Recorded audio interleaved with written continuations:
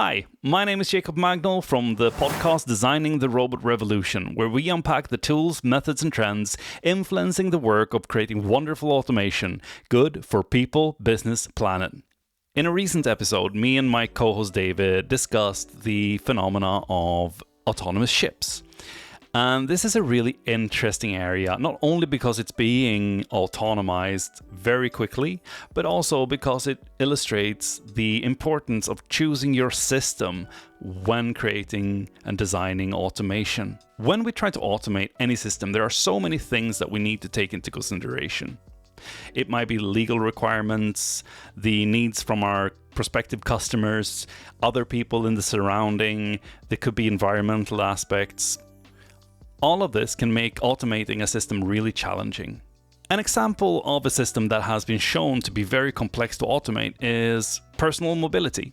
And you can see that on autonomous cars and the difficulties that the car manufacturers have had in automating this system. There are so many things going on, people everywhere, regulation, and it's frankly a really daunting challenge.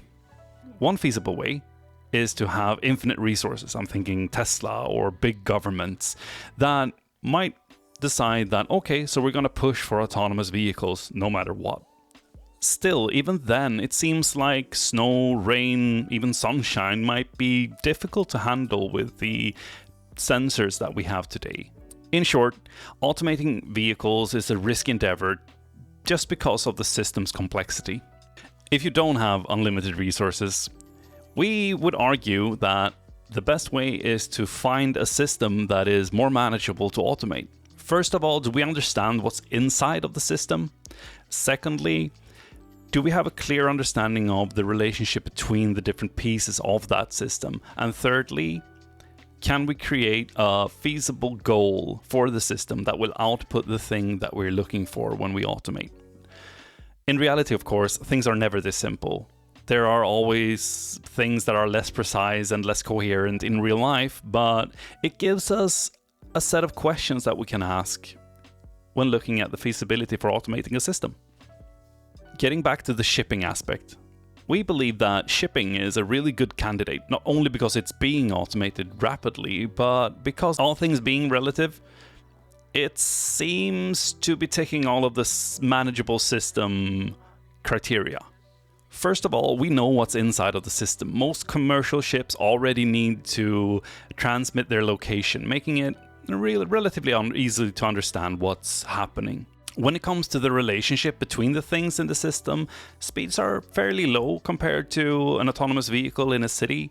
There are less things to worry about, so the relationships aren't that as complicated. Of course, it's not easy, but at least we've downgraded the complexity. Lastly, when it comes to the goal of the system, we are defining the goal. It's up to us to make sure that the system outputs what it is we want it to output. There are also quite obvious business cases for automating shipping.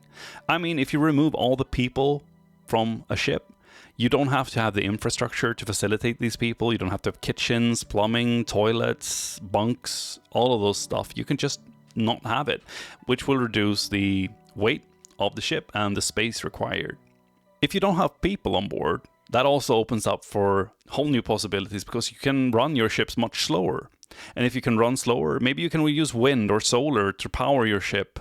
This opens up for fantastic opportunities to make the shipping fossil-free, essentially. I think the simplicity of the system and the clear value potential from this makes it a really great possibility for a system that we can automate. What do you think? Well, I think that if you've been listening this far, maybe you're interested in our podcast, Designing the Robot Revolution. If you're watching this on YouTube, I'm going to put a link to the podcast episode down below.